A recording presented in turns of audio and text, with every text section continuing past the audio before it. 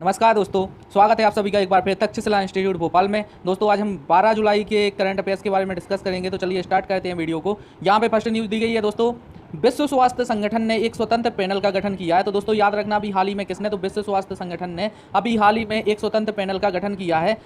इसमें देखते हैं दोस्तों क्या है। यह पैनल कोविड-19 महामारी से निपटने में विश्व स्वास्थ्य संगठन की भूमिका और सरकारों की प्रतिक्रिया की समीक्षा करेगा। दोस्तों तो क्या करेगा, कोविड-19 महामारी से निपटने में विश्व स्वास्थ्य संगठन की भूमिका और सरकारों की प्रतिक्रिया की समीक्षा करेगा। इस पैनल में न्यूजीलैंड के पूर्व प्रधानमंत्री हेलेन क्लार्क, दोस्तों याद रखना कौन, न्यूजीलैंड के पूर्व प्रधानमंत्री हेलेन क्लार्क और पूर्व लाइबेरियाई राष्ट्रपति एलन जॉनसन पैनल के नेतृत्व करेंगे और साथ ही साथ सह अध्यक्ष एवं अन्य अध्यक्ष का चयन भी करेंगे। तो दोस्तों याद रखना कौन कौन, तो यहाँ पे न्यूजीलैंड के पूर्व प्रधानमंत्री हेलेन क्लार्क और लाइबेरियाई राष्ट्रपति एलन जॉनसन पैनल का नेतृत्व करेंगे। दोस्तों तो इसे याद रखना। हम आगे देख लेते हैं। अभी हाल ही में, जैसा कि मैं पहले न्यूज़ में बता चुका हूं, कि अमेरिकी राष्ट्रपति डोनाल्ड ट्रंप ने विश्व स्वास्थ्य संगठन की कड़ी आलोचना की है और जिसके कारण अमेरिका का जो नेतृत्व है WHO में उसे विड्रॉ करने की बात करी है, छोड़ने की बात की है WHO को। तो दोस्तों इसके बारे में याद रखना। हम आगे देख लेते हैं। दोस्तों WHO की स्थापना कब हुई थी, तो 7 जुलाई 1948 को WHO की स्थापना हुई थी। यह किस लिए बनाया गया, तो सार्वजनिक स्वास्थ्य के लिए संयुक्त राष्ट्र की एक शाखा है जो कि 6 शाखाओं में से एक है। तो इसके बारे में याद रखना कि इसकी स्थापना कब हुई थी और क्या है, तो संयुक्त राष्ट्र का एक हिस्सा है। इसके बारे में याद रखना। और इसके महानिदेशक हैं टेड्रोस अधनोम, तो इनके बारे में याद रखना। टेड्रोस अधनोम यहाँ के महानिदेशक हैं। चलिए हम नेक्स्ट न्यूज़ को देखते हैं। दोस्तों नेक्स्ट न्यूज़ दी गई है हमारी बांग्लादेश के ऊपर। बांग्लादेश सरकार ने अभी हाल ही में घोषणा की है कि भाषण 4, दोस्तों याद रखना ये क्या है, तो भाषण 4 ये एक द्वीप है, तो इसके बारे में याद रखना। भाषण 4 द्वीप पर बसे रोहिंग्याओं को नहीं हटाया जाएगा। इसके बारे में विशेष याद रखना। दोस्तों बांग्लादेश सरकार ने अभी फैसला सुनाया है कि भाषण 4 पर बसे हुए रोहिंग्याओं को नहीं हटाया जाएगा। तो इनके बारे में देखते हैं आगे। अभी हाल ही में बांग्लादेश सरकार ने घोषणा की है कि भाषण 4 पर बसे हुए रोहिंग्याओं को नहीं हटाया जाएगा। और बांग्लादेश ने अप्रैल में कोरोना महामारी के कारण रोहिंग्याओं को कॉक्स बाजार के भीड़भाड़ वाले शिविरों से हटाकर भाषण 4 द्वीप पर स्थापित कर दिया है। दोस्तों तो इसके बारे में याद रखना, इन्हें कहाँ विस्थापित किया गया, तो भाषण 4 पर विस्थापित कर दिया गया है। इनके बारे में देखते हैं। रोहिंग्या 2017 में म्यांमार के रखाइन प्रांत से सैन्य तबाही के बाद भागकर आए थे, जो कि बांग्लादेश में बस गए थे। तो दोस्तों इसके बारे में याद रखना, ये कहाँ से आए थे, तो ये 2017 में म्यांमार से आए थे। चलिए हम आगे देख लेते हैं इनके बारे में। दोस्तों ये भाषण 4 द्वीप क्या है, तो इसके बारे में देखते हैं। यह एक निर्जन द्वीप है जो कि बांग्लादेश सरकार के अंतर्गत आता है। यहाँ पे बांग्लादेश सरकार ने रोहिंग्या शरणार्थियों को आश्रय गृह बनाए हुए हैं। दोस्तों आप देख भी सकते हैं, जब आप देखेंगे वहाँ पे सर्च करेंगे तो आपको दिखेगी वहाँ पे बहुत ही अच्छी व्यवस्था की है यहाँ पे बांग्लादेश सरकार ने इन्हें रहने के लिए। लेकिन यह भाषण 4 रहने लायक परिस्थितियों के लिए अनुकूल नहीं है। दोस्तों यह एक ऐसा द्वीप है जहाँ पे बाढ़, कटाव, चक्रवात आदि का खतरा हमेशा बना ही रहता है, क्योंकि यह बंगाल की खाड़ी में स्थित है। दोस्तों इसके बारे में देखते हैं। इसका दूसरा नाम चार पिया बंदर, ये चार पिया द्वीप भी के नाम से भी जाना जाता है। तो दोस्तों इसके बारे में याद रखना। एक तो इसका नाम क्या है, भाषण 4, जो कि मेन नाम है, और इसे चार पिया नाम से भी जाना जाता है। तो इन दोनों के नाम, इस द्वीप के नाम याद रखना दोस्तों, जहाँ पे बांग्लादेश सरकार ने अभी रोहिंग्याओं को बसाया। इसके बारे में याद रखना। और दोस्तों बांग्लादेश की राजधानी ढाका है और यहाँ की जो मुद्रा है वो टका है। इसके बारे में भी याद रखना। चलिए हम नेक्स्ट देखते हैं। यहाँ पे दोस्तों नेक्स्ट क्वेश्चन दिया हुआ है, IAF को बोइंग 5 अपाचे हेलीकॉप्टरों की लास्ट जो अनुबंध की खेप थी वो प्राप्त हो गई है। दोस्तों तो इसके बारे में याद रखना। हम आगे देखते हैं। हाल ही में भारतीय वायुसेना को बोइंग के 5 अपाचे हेलीकॉप्टर प्राप्त हुए हैं। तो दोस्तों ये बोइंग क्या है, तो ये बोइंग एक US की कंपनी है। तो इसके बारे में याद रखना कि बोइंग के जो 5 अपाचे हेलीकॉप्टर थे वो भी अभी हाल ही में इंडियन एयरफोर्स को प्राप्त हो गए हैं। इसके बारे में देखना। इन्हें लद्दाख में चीन के साथ लेह एयरबेस में तैनात किया गया था। दोस्तों इनके बारे में याद रखना। अभी इन्हें किया जाएगा, दोस्तों यहाँ पे किया जाएगा। तो इसके बारे में याद रखना। बोइंग ने भारतीय वायुसेना के 5 AH-64E, दोस्तों नाम याद रखना इसका, 5 AH-64E अपाचे हेलीकॉप्टर सौंपकर अपना 22 अपाचे हेलीकॉप्टरों का अनुबंध पूरा कर लिया है। दोस्तों इसके पहले याद रखना कि 2015 में इन्होंने 17 हेलीकॉप्टर पहले ही दे दिए थे, और जो कि 5 रह गए थे। तो वो अभी चीन और भारत का जो संघर्ष या वाद विवाद चल रहा है उसके कारण 5 हेलीकॉप्टर थे, उनको भी यहाँ पे दे दिया गया है, प्राप्त हो गए हैं। इसके बारे में देखते हैं। भारत ने सितंबर 2015 में अमेरिकी सरकार के विदेशी सैन्य बिक्री कार्यक्रम के माध्यम से बोइंग 24 अपाचे हेलीकॉप्टरों और चिनूक 15 चिनूक हेलीकॉप्टरों का अनुबंध के लिए $15 मिलियन का एक सौदा किया था। दोस्तों इस सौदे के तहत 17 अपाचे हेलीकॉप्टर पहले ही प्राप्त हो गए थे और 5 अभी हो गए हैं। दोस्तों तो ये अनुबंध पूरा हो गया है। ये किस कंपनी से किया था, तो दोस्तों बोइंग कंपनी से किया था, जो कि US की कंपनी है। इसके बारे में देख लेते हैं। दोस्तों अमेरिकी सेना के लिए सबसे उन्नत एवं बहुभूमिका का मुकाबला करने वाला ये हेलीकॉप्टर बनाती है। दोस्तों AH-64 अपाचे, ये बहुत यानी फेमस हेलीकॉप्टर है दोस्तों लड़ाई के लिए, इसके बारे में आगे देखते हैं। लक्ष्य प्राप्ति और नाइट विजन सिस्टम के लिए ये क्या है, सेंसर। चलिए दोस्तों ये रही नेक्स्ट न्यूज, जिसे देख लेते हैं। अभी हाल ही में भारत बीमा विनियामक एवं विकास प्राधिकरण ने विभिन्न बीमाकर्ताओं को अल्पकालिक कोरोना कवच स्वास्थ्य बीमा लॉन्च करने की अनुमति दे दी है दोस्तों। तो याद रखना किसने, तो भारतीय बीमा विनियामक एवं विकास प्राधिकरण ने विभिन्न बीमाकर्ताओं को अल्पकालिक कोरोना कवच एवं स्वास्थ्य बीमा लॉन्च करने की अनुमति दे दी है। तो इसके बारे में देखते हैं। अभी हाल ही में भारतीय बीमा विनियामक एवं विकास प्राधिकरण ने विभिन्न बीमाकर्ताओं के लिए अल्पकालिक कोरोना कवच स्वास्थ्य लॉन्च करने की अनुमति दे दी है। तो दोस्तों याद रखना कि अभी कोरोना के लिए बीमा करने की अनुमति भारतीय विनियामक एवं विकास प्राधिकरण द्वारा दे दी गई है दोस्तों। तो एक बीमा कवच के रूप में ये काम करेगा, तो एक बीमा कोरोना के लिए भी होने लगा है। इसके बारे में देखते हैं। इसमें कुल 29 सामान्य स्वास्थ्य बीमा कर्ता शामिल होंगे और यह पॉलिसी कोविड-19 बीमारी के कारण होने वाले विभिन्न खर्चों को कवर करेगी। इसमें 50,000 से 5 लाख के बीच तक की राशि रहेगी दोस्तों, और 18 से 65 वर्ष के व्यक्ति इसे करवा सकते हैं। तो चलिए हम आगे देखते हैं दोस्तों। इसके बारे में उतना इंपॉर्टेंट नहीं, बस इतना याद रखना। इसके बारे में देखते हैं दोस्तों। यहाँ पे बीमा नियामक एवं विकास प्राधिकरण IRDAI, इसके बारे में देखते हैं। बीमा विनियामक एवं विकास प्राधिकरण भारत की एक स्वायत्त वैधानिक निकाय है दोस्तों। ये वैधानिक निकाय, इसके बारे में याद रखना। इसका उद्देश्य भारत में बीमा और पुनः बीमा उद्योगों को विनियमित और बढ़ावा देना है। और इसकी स्थापना कब हुई थी, तो 1999 में हुई थी। और इसका मुख्यालय कहाँ है दोस्तों, ये इंपॉर्टेंट रहेगा, हैदराबाद में है। तो इसके बारे में तो ये रही हमारी नेक्स्ट न्यूज, इसे देख लेते हैं। अभी हाल ही में जनजातीय मामलों के मंत्रालय व फेसबुक ने गोल परियोजना पर सांसदों को संवेदीकरण के लिए वेबिनार आयोजित किया है। तो दोस्तों इसके बारे में याद रखना किसके लिए, तो गोल परियोजना चलाई जा रही है। तो इसके लिए जनजातीय मामलों के मंत्रालय व फेसबुक ने गोल परियोजना पर सांसदों के संवेदीकरण के लिए वेबिनार आयोजित किया है। तो इसके बारे में देखते हैं। हाल ही में जनजातीय मामलों के मंत्रालय ने नई दिल्ली में फेसबुक इंडिया के साथ अनुसूचित जनजाति निर्वाचन क्षेत्रों के सांसद सदस्यों की एक वेबिनार आयोजित की है दोस्तों। तो इसके बारे में याद रखना। इस वेबिनार का उद्देश्य हाल ही में जनजातीय मामलों के मंत्रालय द्वारा शुरू किए गए गोल परियोजना के इन सांसदों का संवेदीकरण करना था। तो इसके बारे में याद रखना दोस्तों। इस वेबिनार का उद्देश्य क्या है, तो हाल ही में जनजातीय मामलों के मंत्रालय द्वारा शुरू की गई गोल परियोजना के लिए सांसदों का संवेदीकरण करना था। तो गोल परियोजना जो कि चलाई जा रही है उसके लिए सांसदों की संवेदीकरण के लिए इस परियोजना को लागू किया गया है। इसके बारे में देखते हैं दोस्तों। इसमें केंद्रीय जनजातीय मामलों के मंत्री अर्जुन मुंडा और जनजातीय मामलों के राज्य मंत्री रेणुका सिंह और कई वरिष्ठ अधिकारी भी शामिल हुए। इसके बारे में देखते हैं दोस्तों। गोल कार्यक्रम क्या है, हाल ही में जनजातीय कार्य मंत्री अर्जुन मुंडा ने नई दिल्ली में गोल कार्यक्रम का शुभारंभ किया है। गोल कार्यक्रम का पूर्ण रूप गोइंग ऑनलाइन एज लीडर्स है। उसे प्रारंभ फेसबुक के सहयोग से किया गया है दोस्तों। तो इसके बारे में याद रखना कि अभी क्या किया गया है दोस्तों, तो जनजातीय मामलों के मंत्रालय व फेसबुक ने गोल परियोजना पर सांसदों के संवेदीकरण के लिए वेबिनार आयोजित किया है। इसके बारे में तो ये रही हमारी नेक्स्ट न्यूज, जिसे देख लेते हैं। अभी हाल ही में नई और नवीकरणीय ऊर्जा मंत्रालय ने धोखाधड़ी वेबसाइटों के खिलाफ एक नई सलाह जारी की है दोस्तों। इसके बारे में याद रखना किसने, तो नई एवं नवीकरणीय ऊर्जा मंत्रालय ने धोखाधड़ी वेबसाइटों के खिलाफ एक नई सलाह जारी की है। इसके बारे में देखते हैं।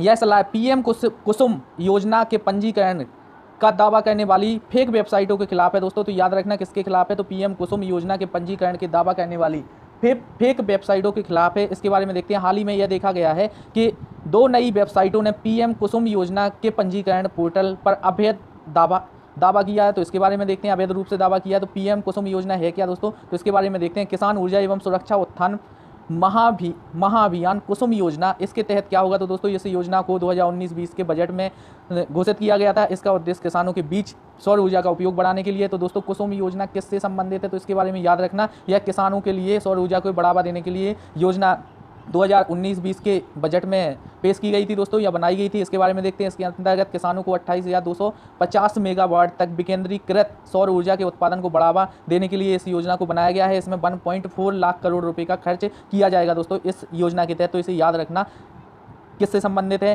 तो यह योजना पीएम कुसुम योजना सौर ऊर्जा से संबंधित है दोस्तों। तो इसके बारे में याद रखना। तो ये रही हमारी नेक्स्ट न्यूज, जैसे देख लेते हैं। अभी हाल ही में केंद्रीय कौशल विकास एवं उद्यमिता मंत्रालय ने असीम नाम का एक पोर्टल लॉन्च किया है दोस्तों। तो इसके बारे में याद रखना दोस्तों। ये पोर्टल किसने लॉन्च किया, तो केंद्रीय कौशल विकास एवं उद्यमिता मंत्रालय के द्वारा असीम नाम का एक पोर्टल लॉन्च किया है। इसे असीम नाम से भी जाना जाता है, या आत्मनिर्भर स्किल्ड एम्प्लॉयमेंट के नाम से भी जाना जाता है। तो दोस्तों इसके बारे में याद रखना। हम देखते हैं आगे दोस्तों। यह पोर्टल क्या करेगा, तो यह पोर्टल उन स्थानीय क्षेत्र एवं स्थानीय उद्योगों की मांग के अनुरूप कर्मचारियों की विस्तृत जानकारी को दर्ज करेगा एवं कुशल श्रमिक बल की मांग की आपूर्ति को पूरा करने में सेतु का काम करेगा दोस्तों। तो इसे याद रखना। यह असीम नाम का पोर्टल किसने लॉन्च किया, तो ये केंद्रीय कौशल एवं विकास उद्यमिता मंत्रालय द्वारा किया गया है दोस्तों असीम पोर्टल। इसमें क्या होगा, तो इसमें स्थानीय लोगों के जो कि कुशल लोग हैं उनके बारे में जानकारी दर्ज की जाएगी और यह जानकारी अपने हिसाब से जिसे भी ज़रूरत होगी कर्मचारियों की वो अपने हिसाब से यहाँ पे दोस्तों देख सकता है कि कौन कौन अवेलेबल है, तो उसके हिसाब से काम करें। तो ये रही हमारी नेक्स्ट न्यूज़। जैसे देखते हैं अभी हाल ही में बेंगलुरु में आंख की पुतली से चलने वाला कंप्यूटर विकसित किया गया है। दोस्तों विशेष याद रखना, हाल ही में बेंगलुरु में आंख की पुतली से चलने वाला कंप्यूटर विकसित किया गया है। इसके बारे में देखते हैं कि हाल ही में भारतीय विज्ञान संस्थान बेंगलुरु ने centre for product design and manufacturing ने आंखों की पुतली से चलने वाले कंप्यूटर को विकसित किया है। तो दोस्तों इसके बारे में याद रखना किसने, तो भारतीय विज्ञान संस्थान बेंगलुरु ने centre for product design and manufacturing ने आंखों की पुतली से चलने वाले कंप्यूटर को विकसित किया है। यह कंप्यूटर शारीरिक एवं मानसिक अक्षम लोगों के लिए विशेष रूप से काम करेगा। दोस्तों यह कंप्यूटर विशेष तौर पर ऐसे लोगों के लिए बनाया गया है जो अपने अंगों पर नियंत्रण नहीं रख पाते हैं और बोलने में भी अक्षम है दोस्तों, तो इनके लिए बनाया गया है। इसके बारे में याद रखना कहाँ पे बनाया गया है, तो बेंगलुरु में बनाया गया है। किसके द्वारा, तो भारतीय विज्ञान संस्थान बेंगलुरु के द्वारा। तो इसके बारे में विशेष याद रखना दोस्तों, किससे चलता है, तो ये आंखों की पुतली से चलता है। चलिए रही हमारी नेक्स्ट न्यूज़। जैसे देखते हैं फ्लिपकार्ट ने कला शिल्प और हथकरघा क्षेत्र में को बढ़ावा देने के लिए कर्नाटक सरकार के साथ किया समझौता। दोस्तों अभी हाल ही में कर्नाटक के साथ किसने समझौता किया है, तो कर्नाटक सरकार के साथ फ्लिपकार्ट ने समझौता किया है। तो इसके बारे में विशेष याद रखना किसके लिए, तो कला शिल्प और हथकरघा क्षेत्र को बढ़ावा देने के लिए। तो इसके बारे में हम आगे देख लेते हैं दोस्तों।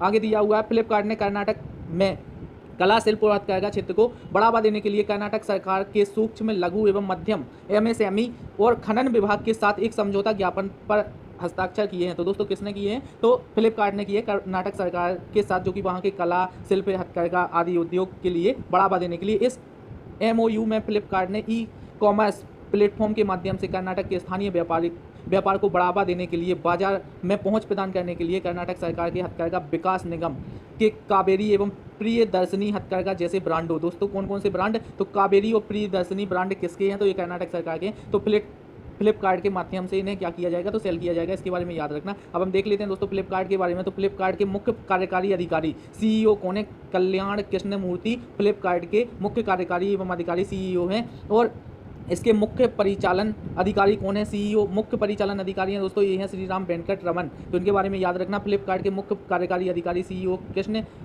कल्याण कृष्णमूर्ति हैं और मुख्य परिचालन अधिकारी CEO कौन है यहाँ के, तो श्रीराम वेंकट रमन है। और इसका कार्यालय कहाँ पे है, तो दोस्तों बेंगलुरु कर्नाटक में ही है फ्लिपकार्ट का कार्यालय। तो इसके बारे में याद रखना। और कर्नाटक के मुख्यमंत्री कौन है, तो BS येदियुरप्पा यहाँ के मुख्यमंत्री हैं और यहाँ के राज्यपाल बाजूभाई रुद्राभाई वाला है दोस्तों। तो इनके बारे में भी याद रखना। चलिए हम नेक्स्ट न्यूज़ देखते हैं। यहाँ पे नेक्स्ट न्यूज़ दी गई है दोस्तों, भारतीय बटालियन ने जीता UNIFIL का पर्यावरण पुरस्कार। दोस्तों इसके बारे में याद रखना, भारतीय बटालियन ने अभी UNIFIL का पर्यावरण पुरस्कार जीता है। यह क्या है दोस्तों, तो इसके बारे में देख लेते हैं। लेबनान में संयुक्त राष्ट्र की अंतरिम बल UNIFIL के साथ तैनात की गई भारतीय बटालियन ने एक परियोजना के लिए पर्यावरण पुरस्कार जीता है। इसका उद्देश्य क्या था, तो इसका उद्देश्य अपशिष्ट उत्पादन को कम करना एवं प्लास्टिक को पुनः उपयोग में लाना एवं ग्रीन हाउस उत्सर्जन एवं खाद्य के गड्ढे का निर्माण करना था। तो दोस्तों इसके लिए दिया गया भारतीय बटालियन को क्या, तो पर्यावरण पुरस्कार। इसके बारे में याद रखें। चलिए दोस्तों ये रहा हमारा नेक्स्ट न्यूज़। जैसे देख लेते हैं अभी हाल ही में इसरो करेगा ब्राजील के एमाजोनिया 1 उपग्रह को लॉन्च। तो दोस्तों विशेष याद रखना, एमाजोनिया 1 उपग्रह किसका है, तो ये ब्राजील का है दोस्तों। और इसे कौन लॉन्च करेगा, तो हमारा इसरो करेगा। तो इसके बारे में देखते हैं। भारतीय अंतरिक्ष अनुसंधान संगठन इसरो ने ब्राजील के एमाजोनिया 1 उपग्रह को लॉन्च करने की घोषणा की है। इस उपग्रह को पोलर सैटेलाइट लॉन्च व्हीलर के द्वारा लॉन्च किया जाएगा, PSLV के नाम से जानते हैं दोस्तों जिसे हम। यह अगस्त 2020 तक दोस्तों कब, तो अगस्त 2020 तक मुख्य पेलोड के रूप में लोड कर दिया जाएगा। और इस उपग्रह को स्थानीय रूप से ब्राजील में डिजाइन किया गया है और ब्राजील में ही इसका परीक्षण किया गया है दोस्तों। तो इसके बारे में याद रखना। एमाजोनिया फर्स्ट कहाँ का है, तो ये ब्राजील का है। कौन लॉन्च करेगा, तो इसे इसरो लॉन्च करेगा। यह पृथ्वी अवलोकन का पहला उपग्रह है दोस्तों, इसे विशेष याद रखना। यह क्या है, तो यह पृथ्वी अवलोकन का पहला उपग्रह है। इसके बारे में आगे देखते हैं दोस्तों। आगे इसरो के निदेशक कौन है, तो के सिवन इसरो के निदेशक हैं। इसके बारे में याद रखना। इसका मुख्यालय कहाँ पे है, तो बेंगलुरु में है। इसकी स्थापना 1969 में हुई थी दोस्तों। और ब्राजील के बारे में देखते हैं, तो ब्राजीलिया यहाँ की राजधानी है और यहाँ के राष्ट्रपति जायर बोल्सोनारो हैं। तो इनके बारे में भी याद रखना, जायर बोल्सोनारो यहाँ के राष्ट्रपति हैं और यहाँ की मुद्रा है जो ब्राजीलियन रियल है। तो इनके बारे में याद। चलिए दोस्तों ये रही हमारी नेक्स्ट न्यूज़। जैसे देख लेते हैं मणिपुर के ज्ञानेंद्रो निगोम्बाम बनाए गए अभी हाल ही में हॉकी इंडिया के नए अध्यक्ष। तो दोस्तों विशेष याद रखना किन्हें, तो ज्ञानेंद्रो निगोम्बाम जो कि कहाँ के हैं, तो मणिपुर के हैं। इन्हें हॉकी इंडिया के नए अध्यक्ष के रूप में चुना गया है दोस्तों। तो इनके बारे में देखते हैं। मणिपुर के ज्ञानेंद्रो निगोम्बाम को हॉकी इंडिया के नए कार्यवाहक अध्यक्ष के रूप में नियुक्त किया गया है। वह वर्तमान में अध्यक्ष मोहम्मद मुश्ताक अहमद का स्थान लेंगे दोस्तों। इसके पहले कौन था, तो इसके पहले मोहम्मद मुश्ताक अहमद हॉकी इंडिया के अध्यक्ष थे, तो उनकी जगह पे अभी किन्हें नियुक्त किया गया है, तो ज्ञानेंद्रो निंगोमबाम को नियुक्त किया गया है। यह फैसला मोहम्मद मुश्ताक अहमद ने 7 जुलाई को हॉकी इंडिया से मिले इस्तीफे के बाद किया गया है दोस्तों। तो इसके बारे में याद रखना, जो कि मुश्ताक अहमद जी थे, इन्होंने पहले अपना 7 जुलाई को इस्तीफा दे दिया था। इसके बाद हॉकी इंडिया ने इन्हें नियुक्त करने का फैसला लिया। दोस्तों ये रही नेक्स्ट न्यूज़, जैसे देखते हैं अभी हाल ही में दलाई लामा के जीवन पर लिखी हुई बुक 2020 में रिलीज की जाएगी दोस्तों। तो इसके बारे में याद रखना, दलाई लामा के ऊपर अभी एक बुक आई है, उसे इसी वर्ष रिलीज किया जाएगा। तो इसके बारे में देख लेते हैं। दलाई लामा के जीवन पर लिखी गई his holiness the 14th Dalai Lama. तो दोस्तों 14th नंबर के जो दलाई लामा थे उनके ऊपर ये पुस्तक लिखी गई है। तो उनके बारे में देखते हैं हम क्या दिया गया है यहाँ पे। तो एन इलस्ट्रेटेड बायोग्राफी इसका शीर्षक है। यह इस पुस्तक का विमोचन 2020 में किया जाएगा। तो दोस्तों इसके बारे में याद रखना कौन से दलाई लामा के ऊपर है, तो ये 14th दलाई लामा के ऊपर है। इसका विमोचन कब किया जाएगा, तो अभी इसी वर्ष किया जाएगा। इस पुस्तक को, इसके बारे में देखते हैं दोस्तों, इस पुस्तक को रोली बुक्स द्वारा प्रकाशित किया जाएगा। दोस्तों विशेष याद रखना किसके द्वारा, तो रोली बुक्स के द्वारा प्रकाशित किया जाएगा। कौन से दलाई लामा के ऊपर है, तो 14th दलाई लामा के ऊपर है। यह पुस्तक दलाई लामा के सबसे करीबी सहयोगी में से एक जाने वाले, जो कि 40 वर्षों से अधिक से उनके सलाहकार रहे हैं लेखक तेनजिन गियो के द्वारा लिखी गई है। तो दोस्तों इस पुस्तक के लेखक कौन है, तो लेखक तेनजिन गियो हैं। तो लेखक कौन है, तो दोस्तों तेनजिन गियो, इनके द्वारा ये पुस्तक लिखी गई है दोस्तों। तो इसे विशेष याद रखना कि किन के द्वारा लिखी गई है, तो तेनजिन गियो के द्वारा लिखी गई है। कौन से दलाई लामा के ऊपर, तो 14th दलाई लामा के ऊपर। इसे प्रकाशित कौन करेगा दोस्तों, तो उसके बारे में हमने देखा था अभी, रोली बुक्स द्वारा ये प्रकाशित की जाएगी। चलिए हम देखते हैं आगे। यहाँ पे दोस्तों आगे दिया गया है जो 14वें दलाई लामा थे, 14th नंबर के दलाई लामा थे, यह जब यह दलाई लामा हिमाचल प्रदेश में धर्मशाला में रह रहे थे, जो कि 23 वर्ष की उम्र में तिब्बत से भागकर भारत आए थे। दोस्तों इनके बारे में याद रखना, जो 14वें दलाई लामा थे, यह 23 वर्ष की उम्र में कहाँ पे, तो तिब्बत से भागकर हिमाचल प्रदेश में आए थे, जो कि धर्मशाला में रह रहे थे। इन्हें वर्ष 1989 में शांति और अहिंसा और स्वतंत्रता पर इनकी शिक्षाओं के लिए प्रतिष्ठित नोबेल पुरस्कार से पुरस्कृत किया गया है दोस्तों। तो विशेष याद रखना, ये बहुत ही इंपॉर्टेंट क्वेश्चन बनने वाला है, क्योंकि दोस्तों इन्हें नोबेल प्राइज़ भी मिला हुआ है दोस्तों। तो विशेष याद रखना। चलिए हम नेक्स्ट न्यूज़ देखते हैं दोस्तों। यहाँ पे ये रही हमारी नेक्स्ट न्यूज़ दोस्तों, इसके बारे में देख लेते हैं। संस्कृत मंत्रालय ने मंगोलियाई कंजोर पांडुलिपियों के पहले 5 पुनः मुद्रित खंडों का विमोचन किया है दोस्तों। सबसे विशेष याद रखना, ये पांडुलिपियाँ क्या कहलाती हैं, इनके बारे में पहले तो आप सुन लीजिए, उसके बाद देखते हैं दोस्तों कि पांडुलिपि क्या होती है। तो पांडुलिपि दोस्तों पुराने ज़माने में जो लिखने के लिए पेड़ों की छाल से कागज़ जैसी बनाई गई वस्तुएं होती हैं दोस्तों, जिन पर लिखा जाता था और लिखकर एक जगह संग्रह कर दिया जाता था, इन्हें पांडुलिपियों के नाम से जाना जाता है। तो इसके बारे में देखते हैं पहले। तो संस्कृत मंत्रालय ने मंगोलियाई कंजोर पांडुलिपियों, तो दोस्तों इन्हें याद रखना कौन सी पांडुलिपियां हैं, तो मंगोलियाई कंजोर पांडुलिपियों के पहले पुनः मुद्रित खंडों का विमोचन किया है दोस्तों। तो इसके बारे में याद रखना। हम आगे देखते हैं दोस्तों। नेशनल मिशन फॉर पांडुलिपियों के तहत संस्कृत मंत्रालय ने मंगोलियाई कंजोर के 108 संस्करणों को फिर से छापने की परियोजना को शुरू किया है। तो दोस्तों याद रखना कौन सी 108 पांडुलिपियों को फिर से छापने की परियोजना की है, तो ये दोस्तों मंगोलियाई कंजोर 108 जो पांडुलिपियां हैं, इन्हें पुनः छापने के लिए एक योजना बनाई गई है। यह योजना 4 जुलाई 2020 को गुरु पूर्णिमा पर राष्ट्रपति रामनाथ कोविंद ने 5 पांडुलिपियों के एक सेट को अभी प्रदान किया है दोस्तों। इसमें क्या है, तो 108 बौद्ध धर्म ग्रंथ मंगोलियाई का सबसे महत्वपूर्ण ग्रंथ है, तो इसके बारे में प्रकाशित करना है दोस्तों। ये क्या है, तो 108 खंडों में बौद्ध धर्म ग्रंथ मंगोलियाई सबसे महत्वपूर्ण ग्रंथ है दोस्तों। तो इनके बारे में याद रखना। चलिए हम आगे देखते हैं इसके बारे में। आगे कुछ नहीं है दोस्तों, इसके बारे में देख लेना कि जो यहाँ के राष्ट्रपति हैं, जो यहाँ की मंगोलिया की राजधानी है वो क्या है दोस्तों, तो मंगोलिया की राजधानी उलान बाटोर है। तो इसके बारे में याद रखना, जो यहाँ के राष्ट्रपति हैं वो काल्टा मागिनी हैं, इनके बारे में याद रखना। यहाँ के राष्ट्रपति कौन है, तो काल्टा मागिनी है। तो उलान बाटोर यहाँ की राजधानी है, तो इसके बारे में भी याद रखना। चलिए हम आगे देखते हैं दोस्तों। ये रहा हमारा नेक्स्ट न्यूज़, इसके बारे में देख लेते हैं। अभी हाल ही में हमने 10 जुलाई को मनाया क्या, राष्ट्रीय मछली किसान दिवस। तो दोस्तों इसके बारे में याद रखना, राष्ट्रीय मछली किसान दिवस या मत्स्य दिवस, राष्ट्रीय मत्स्य दिवस कब मनाया गया है, तो दोस्तों ये 10 जुलाई को मनाया गया है। तो इसके बारे में याद रखना, ये किसके लिए मनाया जाता है, तो हर साल 10 जुलाई को वैज्ञानिकों की एच अली कुली और HL चौधरी की याद में 10 जुलाई को यह मनाया जाता है। इसके बारे में याद रखना। दोस्तों आज का वीडियो यहीं पे ख़त्म होता है। अगर वीडियो पसंद आता है दोस्तों तो लाइक करें और दोस्तों के साथ शेयर करें, और चैनल सब्सक्राइब नहीं किया तो सब्सक्राइब कर लें। थैंक यू दोस्तों, जय हिंद।